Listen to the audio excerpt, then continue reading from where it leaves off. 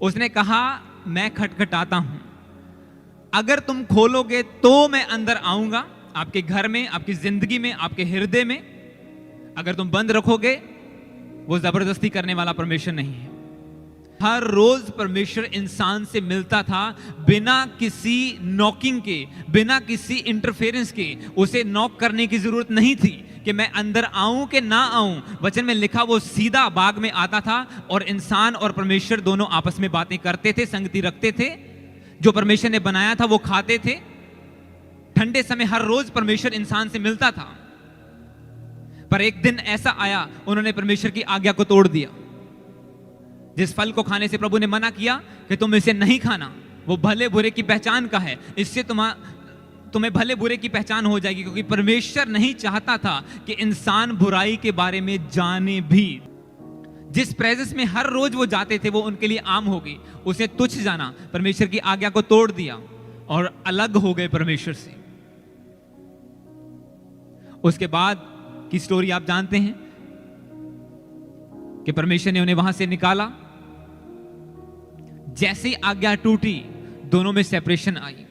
जो परमेश्वर डायरेक्टली आदम के पास आता था बात करने के लिए, आज वो कहता है, मैं नोक करता हूं, अगर तू खोलेगा तो मैं आऊंगा। इसका रीजन ये है कि इंसान ने रॉन्ग चॉइस की। आज का वचन यही है, चॉइस इज योर्स। चुनाव आपका है।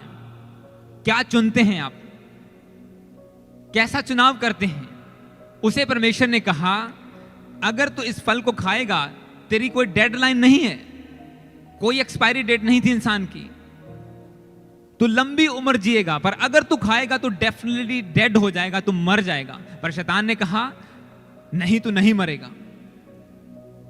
परमेश्वर तुझसे झूठ बोलता है। उसने क्या चूज किया? परमेश्वर की आवाज को डिनाई करके शैतान की आवाज को सुना, फल खाया और वाकई में पहला आदम मरा। और उसके बाद मृत्यु ने पूरे इंसानों पर कब्जा किया, उम्र घट गई और मौत एंटर हुई। जबकि परमेश्वर ने उसे अपनी समानता में बनाया था कि जैसे मैं इटर्नल हूं, इंसान भी मेरे साथ संगति में रहेगा। पर जैसे ही उसने पाप किया, गलत चॉइस की, गलत चीजों, गलत आवाज को सुना, क्योंकि रॉन्ग वॉइस रॉन्ग चॉइस की ओर आपको लीड करती है। जब आप रॉन्ग वॉइस को सुनते हैं, आप रॉन्ग चॉइस करते हैं। इसीलिए आपको बहुत जरूरी है कि आप किसकी आवाज सुनते हैं, वो आवाज कहां से आ रही है। परमेश्वर की आवाज वो सुनते थे, सब कुछ सुख से बीत रहा था, सब कुछ मिल रहा था, सब कुछ अच्छा चल रहा था, प्रभु की संगति भी थी, खाने के लिए सब कुछ था, नदियां थी, पेड़ थे। परमेश्वर ने खुद ही उसकी जरूरत को पूरा किया। ठीक है, ये अकेला है, मैं इसके लिए हवा को बनाऊंगा, स्त्री को बनाया, दोनों अच्छे भले रहने लगे। पर जैसे ही गलत आवाज को सुना, रॉन्ग वॉइस को सुना, रॉन्ग चॉइस की, और उसके बाद डिस्ट्रक्शन आई।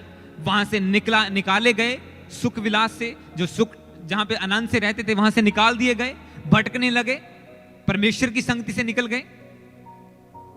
और इस कारण परमेश्वर उनसे, कह सकते हैं, वो परमेश्वर से दूर हुए। प्रभु ने निकाला इंसान को अपनी प्रेजेंस से कि तूने पाप किया, क्योंकि उसने चूज गलत किया। दूसरी बात, जब हम वचन में देखते हैं, वचन में लिखा, उन्होंने क्या कहा, 9 को पढ़ेंगे। तब परमेश्वर ने पुकार कर आदम से कहा, तू कहां है? उसने कहा, मैं तेरा शब्द सुनकर डर गया, क्योंकि मैं नंगा था, इसलिए मैं छिप गया। आप सोचो, परमेश्वर ने जब इंसान को बनाया तो उसके कपड़े नहीं थे, उसे नहीं पता था भला बुरा क्या है। जैसे ही उन्होंने फल खाया, विल पावर उनके अंदर आई, इच्छा शक्ति आई चूज करने की, रॉन्ग और राइट करने की। और इसीलिए परमेश्वर ने कहा, आज तुझे चुनाव करना होगा। तू मेरी आवाज को सुन के दरवाजा खोलेगा कि नहीं खोलेगा?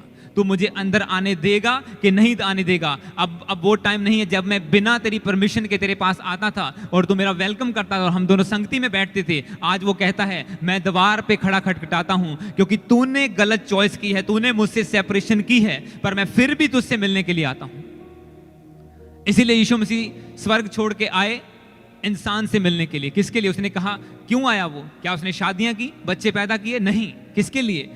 इंसानों को डिलीवर करने के लिए, इंसान से मिलने के लिए, फिर से मेल मिलाप करवाने के लिए। हमारे पाप को कोई खत्म नहीं कर सकता बिना प्रभु यीशु मसीह के।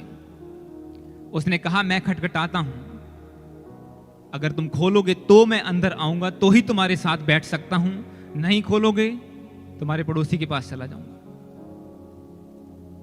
वो हर एक को पुकारता है,